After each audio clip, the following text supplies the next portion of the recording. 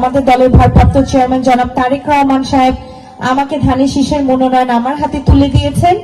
একজন নারী হিসেবে আমি শেরপুরের প্রত্যেকটা নারীর জন্য কাজ করতে চাই, এটা আমার প্রতিশ্রুতি প্রত্যাশা। একজন চিকিৎসক হিসেবে আমি আমার সকল মা বোন চাচা ভাইদের জন্য কাজ করতে চাই এবং শেরপুরের সন্তান হিসেবে আমি আমার সকল মা চাচিদের পাশে থাকতে চাই।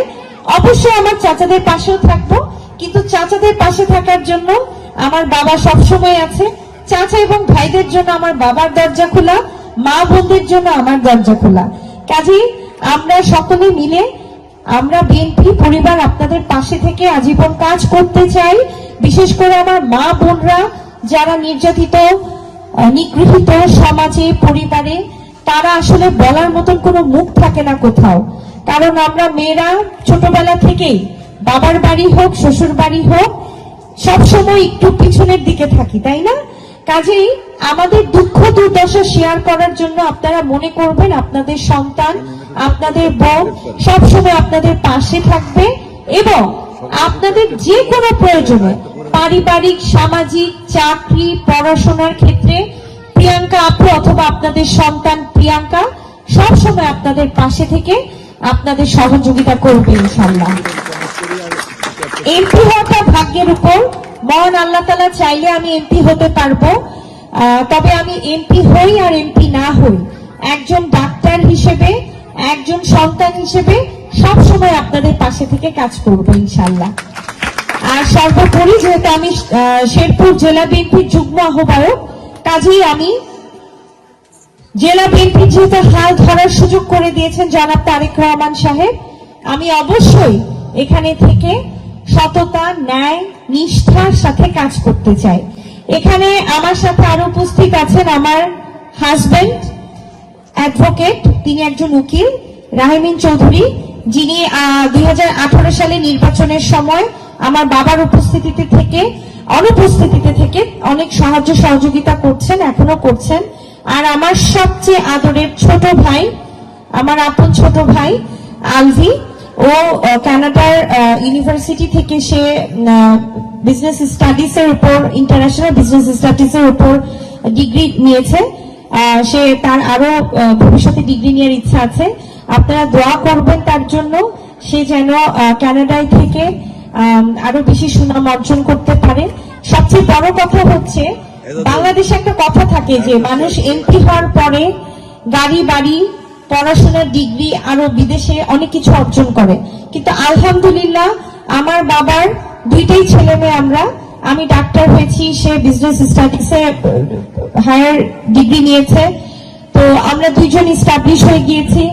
আমার বাবারও যা আছে তা এমপি হওয়ার আগে অনেক কিছু হয়ে গিয়েছে, বাড়ি গাড়ি যা দরকার সবকিছু আমাদের আছে। আমার হাজবেন্ড অ্যাডভোকেট, আমি ডাক্তার, আমার শ্বশুর বিচারপতি মানুষ।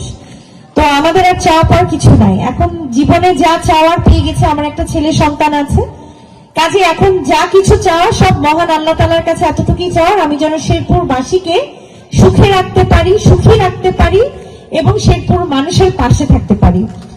আমি বিশ্বাস করি আপনারা আমার পাশে থাকবেন এবং তারেক রহমান সাহেব আগামীর প্রধানমন্ত্রী হবেন। আমি তারেক রহমান সাহেবের পছন্দের একজন প্রার্থী শেরপুর সদর 1 আসনে, এবং তারেক রহমান সাহেবকে আমি এই প্রথম সামনাসামনি দেখেছি। আমার বাবার সাথে বহুবার দেখা হয়েছে, ফোনে কথা হয়েছে, কিন্তু আমার সাথে অনেকবার ফোনে কথা হয়েছে, ভিডিও কলে দেখা হয়েছে, কিন্তু সামনাসামনি কখনো দেখা হয়নি। তো কালকে প্রোগ্রাম শেষ করার পর আমরা যখন রাস্তা পার হব তখন তারেক রহমানের সাহেবের গাড়ি আসছে, তখন আমি আমার বাবা এবং শেরপুর নেতা কর্মী আমরা এক পাশে দাঁড়ালাম। আল্লাহর কি অশেষ নিয়ামত, তখন অত মানুষ ছিল না।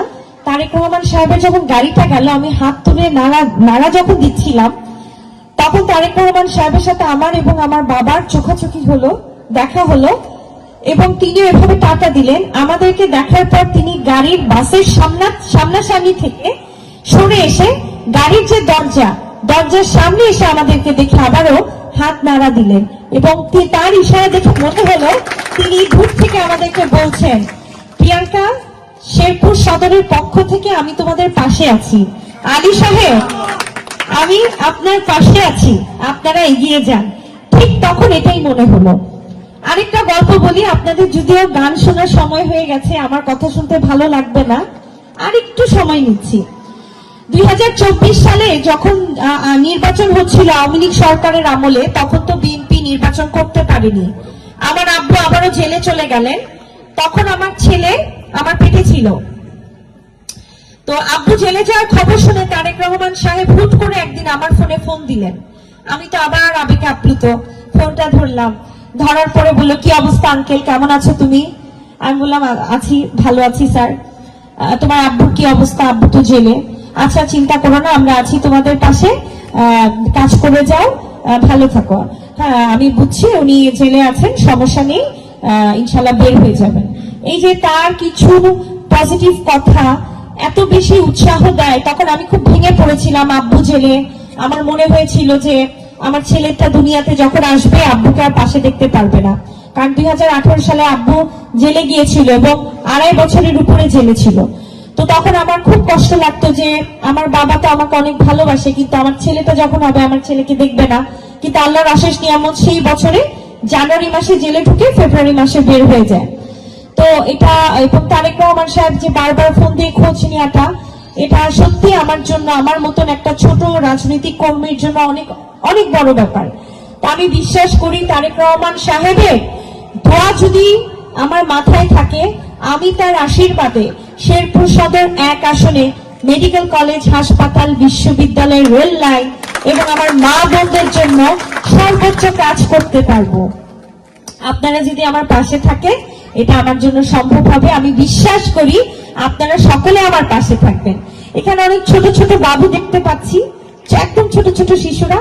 আমি তাদের উদ্দেশ্যে বলবো, তোমরা, তোমাদের স্যার ম্যাডাম আছে, তোমাদের বন্ধু বান্ধবের বাবা মা আছে, তাদেরকে তোমরা বলবা প্রিয়াঙ্কা আপা এসেছিল, প্রিয়াঙ্কা আপার সাথে থাকতে বলেছে। প্রিয়াঙ্কা আপা এমপি হোক আর না হোক, প্রিয়াঙ্কা আপা সকলকে পাশে নিয়ে সামনে এগিয়ে যেতে চায়। পারবে তো ভাইয়াপুরা? ইনশাল্লাহ। আমার মা, চাচি, বোনদের উদ্দেশ্যে বলবো, চাচারা আছেন এখানে, সামনে আরো অনেকে আছেন, তাদের উদ্দেশ্যে বলবো, আপনারা পাশে থাকলেই ডাক্তার প্রিয়াঙ্কা সামনে এগিয়ে যেতে পারবে। আপনারা পাশে থাকলেই ডাক্তার প্রিয়াঙ্কা শক্তি সামর্থ্য নিয়ে সততা এবং নিষ্ঠার সাথে কাজ করতে পারবে। আমি আপনাদের সন্তান হিসেবে, আপনাদের বোন হিসেবে পাশে থাকবো। আপনারা কখনোই, আমি যদি এমপি হয়ে যাই, আমাকে ম্যাডাম বলবেন না। আমি হয় আপনাদের বোন, না হয় আপনাদের সন্তান, শুধুমাত্র প্রিয়াঙ্কা, এর বাইরে আর কোনো কথা হবে না। আপনাদের সকলের কাছে দোয়া চাই। আবারও আমি সাফরানকে, সাফরান আমাকে আসার সাথে সাথে হাসালো। আমি জিজ্ঞেস করলাম, তোমার কি মুসলমানি হয়ে গেছে? বলে না, কালকে হবে। আমি বলি, তুমি কি ভয় পাচ্ছ? বলে না, ভয় পাচ্ছি না। আমি বলেছি, তোমার বয়স কত? বলে, আমার বয়স 30 বছর।